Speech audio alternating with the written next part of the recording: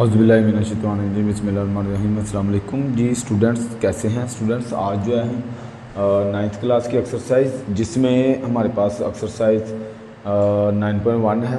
और इसमें मैं प्रीवियस वीडियो में लेक्चर 1 में क्वेश्चन नंबर 1 जो है 1 से लेकर 5 तक करवा दिया है। आज हम जो है लेक्चर 2 में 6 और 7 वाला करेंगे। ठीक हो गया। इसमें मैंने ये शेप बनाई है आपके सामने। उसने हमसे ये कहा है कि एक मैन है, एक आदमी है जिसका जो हाइट है वो कितनी है 1.8 मीटर, और उसका जो शैडो है, शैडो उसका बन रहा है वो मेरा 0.76 बन रहा है। ठीक है ना, एक आदमी का। और उसने कहा कि सेम साइड पे एक पोल बना हुआ है, टेलीफोन पोल है। ठीक है ना, टेलीफोन पोल बनाया हुआ है। तो वो कहता है उसकी जो शैडो है ना उसी का अपना, तो वो शैडो बन रहा है हमारे पास, वो कहता है 3 मीटर का। और इस पोल की जो हाइट है ना वो निकालने को हमें कह रहा है। कहता इसकी हाइट जो है वो क्या होगी। ठीक है जी। तो अगर ये सिमिलर है, बल्कि इसको नाम भी दे लें, चूँकि मैन पहले है तो ए बी और सी डी ई एफ। ठीक है जी। इसको साइड्स को, वर्टिसेस को नाम दे लें। तो यहाँ पे अगर तो ये मेरे पास सिमिलर है, इफ़ फिगर और सिमिलर, सो क्या करेंगे कि अब इसको हमने लिखना है। लिखने वाला प्रोसेस यही है, या दो साइड वाला फार्मूला हमने लगाना है। तो यहाँ पे major A B over major D E. ठीक है ना, D E equal to major B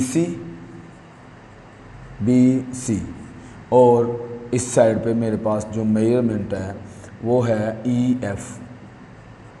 ठीक हो गया। अब इसकी वैल्यूज़ पुट कर लेते हैं कि ए बी मेरे पास है यहाँ पे 0.76 ओवर डी ई जो है वो मेरे पास है 3 इक्वल टू बी सी 1.8 और ई एफ जो है वो हमने हाइट एच निकालना है। ठीक है, इसको करेंगे क्रॉस मल्टीप्लाई। ठीक है ना, तो क्रॉस करने के लिए हम इसका ना पहले रेसिप्रोकल ले लेते हैं। वैसे अगर आपको क्रॉस मल्टीप्लाई आता है, इस वाली रकम को इससे मल्टीप्लाई करें, इसको इससे करें, तो आप इजीली तब भी कर सकते हैं। ठीक है, वैसे मैंने एक इसका दूसरा तरीका निकाला है कि इन दोनों का रेसिप्रोकल ले लेते हैं। 3 over 0.76 equal to H over 1.8। हम क्या करते हैं कि एच को इसी साइड पे रहने देते हैं, इसको उठा के इस साइड पे ले आएंगे, यानी आसान हो जाता है। दोनों साइड को जो है वो नहीं हमें हल करना पड़ता है। 1.8 इक्वल टू एच। अब इसको आपने जो है वो सोल्व करना है। इसको कैलकुलेट करें। कैलकुलेट करने के बाद आपको ये सोल्व हो जाएगा। जैसे ये आसान ही है, 1.8 मल्टीप्लाई 3 24, 2 कैरी 3 1 3 और 2 5। तो मेरे पास इसमें से आ गया 5.4 dividing by 0.76 equal to H. तो इसका आगे जब आप इसको डिवाइड करेंगे तो आपके पास h इक्वल टू 7.1 जो है वो आंसर आ जाएगा। और किस में है ये, मीटर में है, तो मीटर ये मेरे पास जो है इसकी हाइट आ जाएगी ये वाली। ठीक है ना, तो क्वेश्चन जो है हमारा सॉल्व हो गया। ठीक है जी। Question number 7। क्वेश्चन नंबर 7 में उसने हमसे कहा कि find X Y and Z. ये तीनों हमने जो है वो फाइंड करने हैं। तो यहाँ पे देखिए मेरे पास एक्स अननोन साइड्स हैं, तो इसको सोल्व करना है। अब इस शेप को आप अगर गौर से देखें ना, तो इसमें 3 शेप जो है वो शो हो रही है। 3 तरह की ट्राइंगल बनी हुई है। ठीक है, एक ट्राइंगल ये वाली देख लें आप, इसको मैंने नाम भी दे दिया है ताकि वो चीज़ हमारे लिए आसानी हो जाए। ए बी सी डी ऐसे करके आप जो है इसको नाम दे सकते हैं। अब एक शक्ल गौर करेंगे अगर, तो ये फुल जो बड़ी है ए बी और सी, और एक है ए डी और सी, और एक है ए डी और बी। ठीक हो गया। तो इसको ना 2 तरह से, वैसे मैंने क्लास में भी मैंने 2 तरह से करवाए हैं।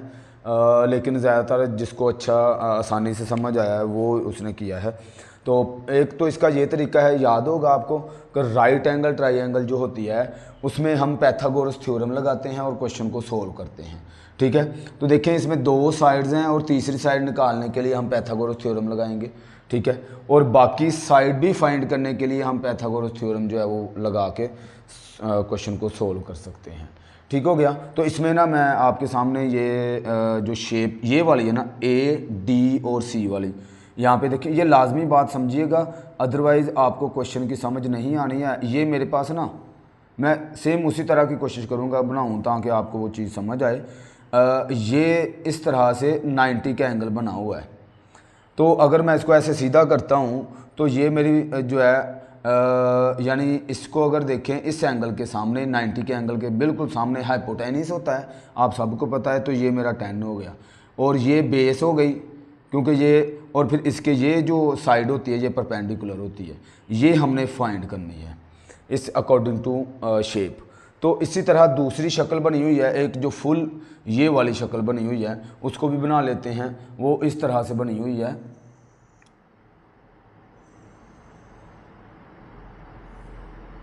ये शक्ल बनी हुई है जिसमें मैंने A B और C का नाम दिया है जिसे, और ये वाली जो है इसको नाम दिया है मैंने AD और C।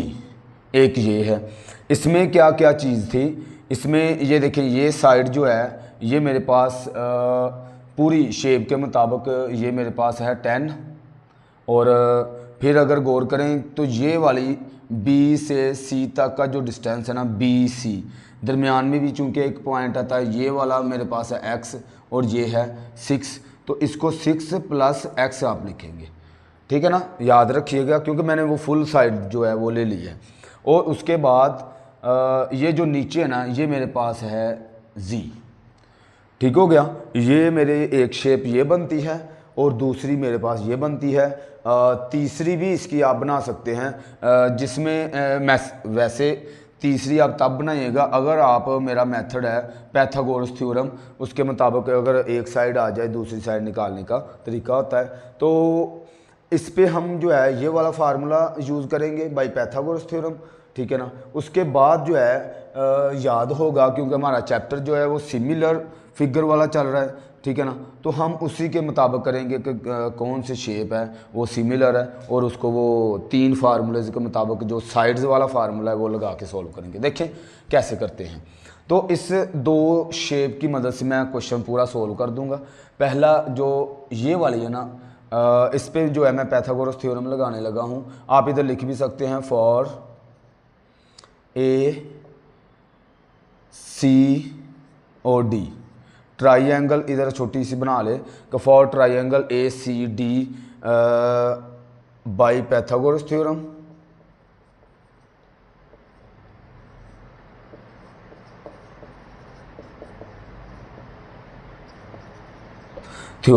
तो यहाँ पे क्या होगा कि 2 साइड हैं एक साइड नहीं है, और गौर कीजिएगा जब पैथागोरस थ्योरम में लिखते हैं हाइपोटेनियस एक साइड पर रखते हैं, परपेंडिकुलर और बेस जो है वो दूसरी साइड पे रखते हैं। तो हाइपोटेनियस फार्मूला ये है मेरे पास, हाइपोटेनियस का स्क्वायर परपेंडिकुलर और प्लस बेस। अब हाइपोटेनियस क्या होता है, जो मेरे पास राइट एंगल होता है ना उसके बिल्कुल सामने वाला हाइपोटेनियस होता है। ये दोनों साइड जो है वो आगे पीछे हो सकती हैं, लेकिन ये जो हाइपोटेनियस है वो हम नहीं चेंज कर सकते, क्योंकि अगर इक्वल के ये इस साइड पे है तो अगर हमने इसको चेंज कर दिया तो क्वेश्चन गलत हो जाएगा। तो ये मेरे पास 10 का स्क्वायर बन जाएगा और इक्वल टू परपेंडिकुलर ये वाली चीज़ है जो हमारी है ये वाई हो जाएगा। ठीक है, अच्छा इसमें ना आपने कंफ्यूज नहीं होना, आप जो उनसे मर्जी परपेंडिकुलर रख लें फ़िलहाल, क्योंकि इसमें हमने बताना तो नहीं है कि परपेंडिकुलर क्या है। इसमें चूंकि प्लस लगा हुआ है उसकी वजह से मैं बात कर रहा हूँ, तो प्लस में कोई बात नहीं, आगे पीछे अगर रकम हो भी जाती है तो ये हो गया मेरे पास 100 equal to Y square plus 6 36 को उठाएँ इस साइड पर ले आएँ -36 इक्वल टू वाई स्क्वायर, तो ये मेरे पास 64 आ गया इक्वल टू वाई स्क्वायर हो गया, इधर भी अंडर रूट इधर भी अंडर रूट, तो 8 इक्वल टू वाई। तो ये मेरे पास जो है प्लस माइनस वैसे आता है, तो इसमें हम प्लस का ही यूज़ करेंगे क्योंकि हमारे पास जो लेंथ होती है हमेशा प्लस में होती है। ठीक हो गया। तो ये मेरे पास एक y जो है ना, ये वाला y, इसको आप लिख लें 8 सेंटीमीटर, इधर सेंटीमीटर भी लिख लें। ठीक हो गया।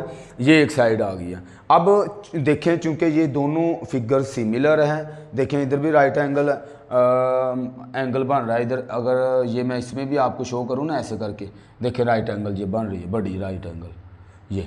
तो इसके मुताबिक अब हमने गौर रखनी है कि बिल्कुल इसके सामने वाला जो है वो हाइपोटेनियस है, तो इसी तरह एंगल के सामने वाला जो है वो हाइपोटेनियस है। तो देखें मैं इसको इफ़ इसके मुताबिक करने लगा हूँ, इफ़ फिगर और सिमिलर। ठीक है, अगर फिगर सिमिलर है तो हम क्या करेंगे, वो फार्मूला याद है आपको 3 साइड्स वाला, कि इसमें मैं ऐसा करूँगा major A B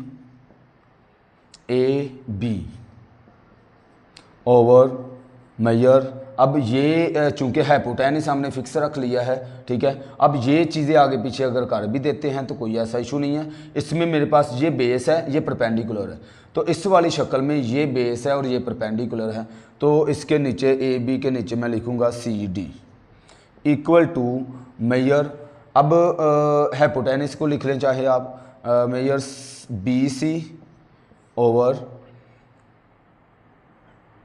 A C, measure A C equal to, इसी तरह अब आप रख लें ये A C measure angle A C over, इधर से ये वाला रख लें A D measure A D.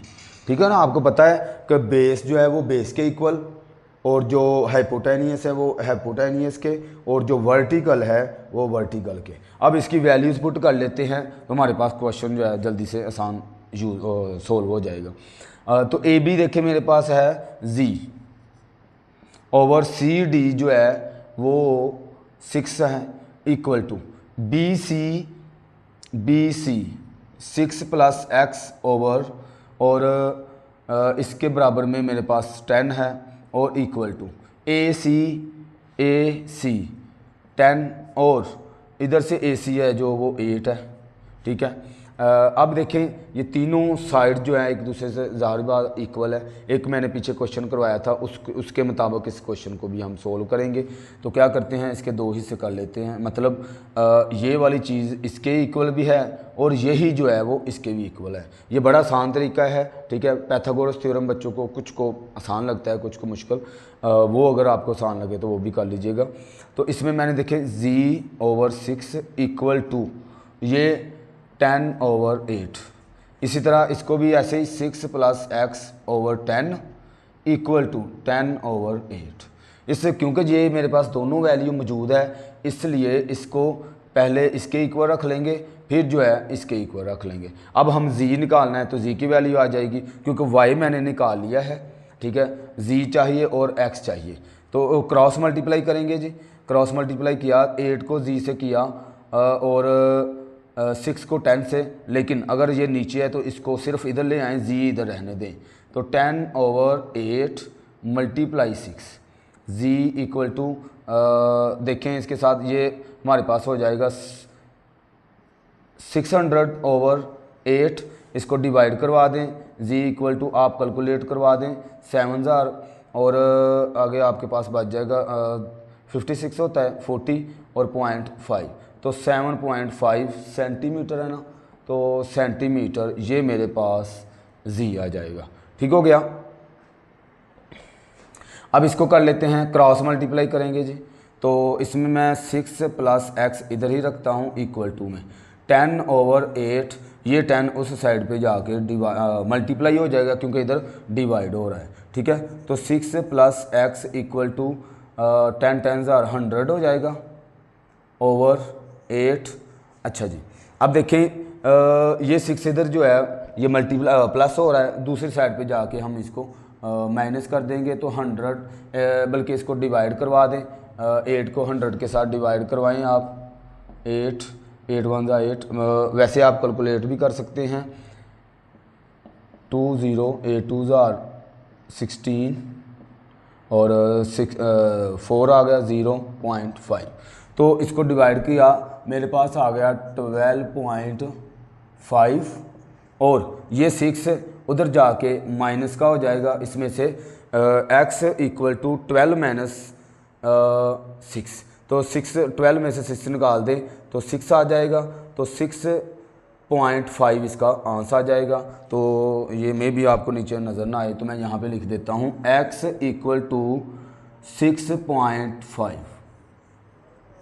ठीक है, क्योंकि 12 में से 6 निकाल देंगे 6 बच जाएगा, तो हमारे पास ये आंसर आ जाएगा। देखें मेरे पास x भी आ गया, z भी आ गया और y भी आ गया। इस तरह से हमारा क्वेश्चन नंबर 7 कंप्लीट और लेक्चर 2 भी कंप्लीट हो गया। बहुत शुक्रिया, अल्लाह हाफिज़।